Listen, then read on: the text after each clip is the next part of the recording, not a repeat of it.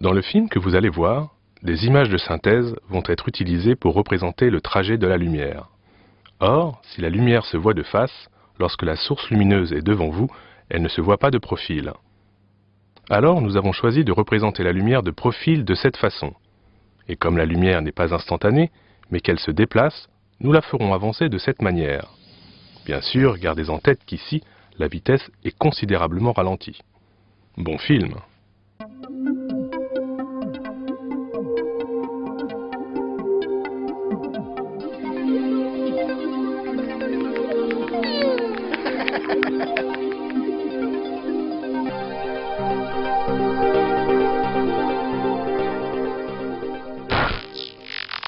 Au milieu du XIXe siècle, la lumière a livré une partie de son mystère. Après des lustres d'incertitude, la communauté scientifique sait désormais que la lumière se propage à une vitesse finie. C'est un Danois, Olaus Rømer, qui l'a affirmé en 1676. Alors au début, c'est vrai, l'idée a du mal à passer, jusqu'au moment où, 50 ans plus tard, un astronome anglais, James Bradley, en a apporté la preuve. Il a même estimé la vitesse de la lumière à environ 300 000 km par seconde.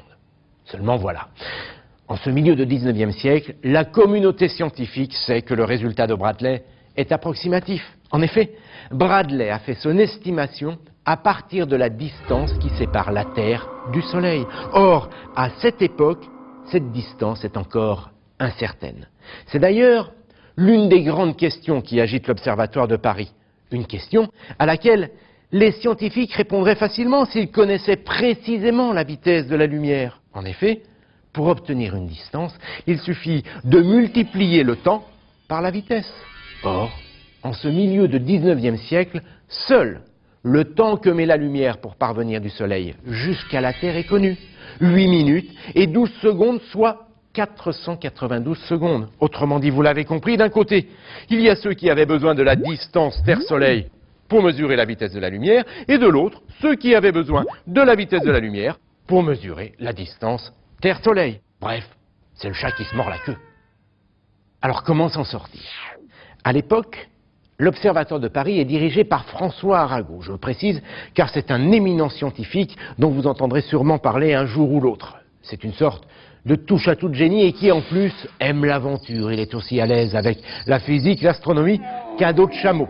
Il est persuadé qu'il faut commencer par trouver la vitesse de la lumière. Seulement, cette fois, les éléments semblent résister. Comment déterminer cette vitesse, ce sésame qui ouvrirait de nouvelles portes vers la compréhension de l'univers? Continuer à observer le ballet des astres comme le faisaient Rømer et Bradley? Sûrement pas. Pour obtenir une réponse, il faut trouver un moyen de mesurer cette vitesse sur Terre, autrement dit, en laboratoire. Heureusement, Arago n'est pas seul. Il encadre de jeunes prodiges, impatients d'en découdre avec ces grandes questions. Parmi eux, 2 jeunes physiciens, Hippolyte Fizeau et Léon Foucault. Ce qui est étonnant, c'est que ce sont des autodidactes. Attention, ce ne sont pas non plus des premiers venus. Tous les deux ont quand même fait des études de médecine, mais ils ont abandonné cette discipline pour se consacrer à la physique. Ensemble, ils ont d'ailleurs obtenu la première image du Soleil. La photographie venait tout juste d'être inventée. Ils planchent donc. Mais cette fois, chacun de leur côté. Peut-être d'ailleurs, les 2 hommes sont-ils un peu en concurrence, mais qu'importe, ils cherchent. Aidé par Gustave Froment, un habile constructeur mécanicien, Hippolyte Fizeau met au point une machine capable de mesurer la vitesse de la lumière sur Terre. La voilà, la machine de Fizeau. Pas une reproduction, hein. La vraie machine, celle utilisée par Fizeau lui-même pour réaliser ses mesures. Alors évidemment, on se demande comment Fizeau a bien pu mesurer la vitesse de la lumière avec ça. Pas de panique, vous allez voir, c'est assez simple. D'abord, Hippolyte Fizeau s'est inspiré de ses prédécesseurs, Galilée notamment, et son expérience nocturne. Vous savez, 2 observateurs placés au sommet de 2 collines distantes de plusieurs lieues. Ils voulaient mesurer le temps que la lumière mettait pour faire un aller-retour. Galilée n'avait rien mesuré du tout, mais il avait pressenti que la lumière devait faire un aller-retour. Fizeau pressent exactement la même chose. Voici le principe de son expérience. Fizeau place une source lumineuse sur le balcon de sa maison à Suresnes. À l'époque, pour obtenir une puissance suffisante, on utilise de la craie incandescente. Cette lumière vient ensuite buter contre une lame de verre semi-réfléchissante inclinée à 45 degrés. De cette manière, elle est déviée direction Montmartre, à plus de 8 km de Suresnes, 8633 mètres exactement, jusqu'au balcon d'un ami où Fizeau a installé un miroir. La lumière s'y réfléchit et repart en sens inverse jusqu'à Suresnes, où notre physicien la récupère dans son œilleton, après bien sûr qu'elle ait traversé la lame de verre. Le dispositif de Fizeau comporte également, c'est essentiel, une roue dentée installée au niveau de la station d'émission, sur la trajectoire du faisceau lumineux. En vrai, voilà ce que ça donne. Comme vous pouvez le constater, la machine réelle est un peu plus complexe, avec les différents appareils optiques destinés notamment à focaliser la lumière. La source lumineuse était placée ici, sur le côté. Là, c'est la lame de verre semi-réfléchissante. Et juste derrière, vous reconnaissez la roue dentée.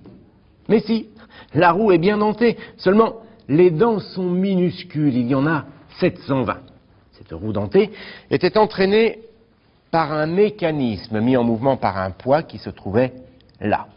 Alors à quoi pouvait bien servir cette roue dentée? Pour mieux comprendre, nous allons nous concentrer sur deux dents. Rassurez-vous, ça ne mord pas.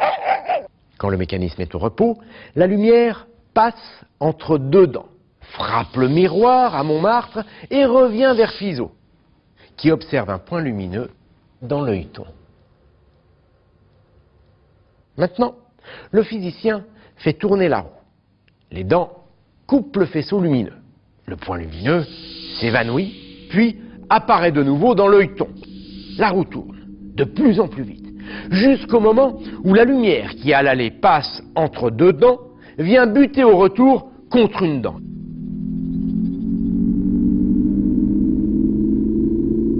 À cette vitesse-là, le point lumineux disparaît dans l'œilleton de Fizeau. Elle est là, l'astuce. Revoyons ce qui se passe au ralenti. Le temps qu'a mis la dent pour remplacer le trou par lequel la lumière était passée à l'aller correspond au temps qu'a mis la lumière pour faire l'aller-retour. Fizeau, qui a installé un compte-tours sur sa machine, note que le phénomène est observé lorsque la roue atteint 12,6 tours par seconde. La suite, eh bien, c'est une histoire de calcul. En fait, la roue a été conçue de telle sorte que l'angle auquel correspond une dent soit d'un quart de degré. Connaissant le nombre de tours qu'effectue la roue dentée en une seconde, autrement dit 12,6 tours par seconde, eh bien Fizeau en déduit que le temps que met une dent pour remplacer un creux est de 55 microsecondes. La lumière met donc 55 microsecondes pour faire l'aller-retour Suresnes-Montmartre, soit 17 266 mètres. Fizeau estime donc la vitesse de la lumière à 315 300 km par seconde. Pourtant, Fizeau sait que ces résultats manquent de précision. En effet, il a du mal à mesurer avec exactitude la vitesse de rotation de la roue dentée. Alors me direz-vous, pas de quoi sauter au plafond? Eh bien si, et je ne suis pas le seul. Fizeau est salué par l'Académie des sciences. Il est même décoré de la Légion d'honneur. Pourquoi? Eh bien parce que même si ce résultat manque de précision, Fizeau est le premier à avoir mis au point un dispositif capable de suivre sur Terre le trajet de la lumière et de mesurer sa vitesse. Nous sommes en 1849, 10 ans plus tard. Léon Foucault, le complice des débuts, mettra au point un autre dispositif. Il mesurera la vitesse de la lumière avec encore plus de précision. Mais ça, c'est une autre histoire.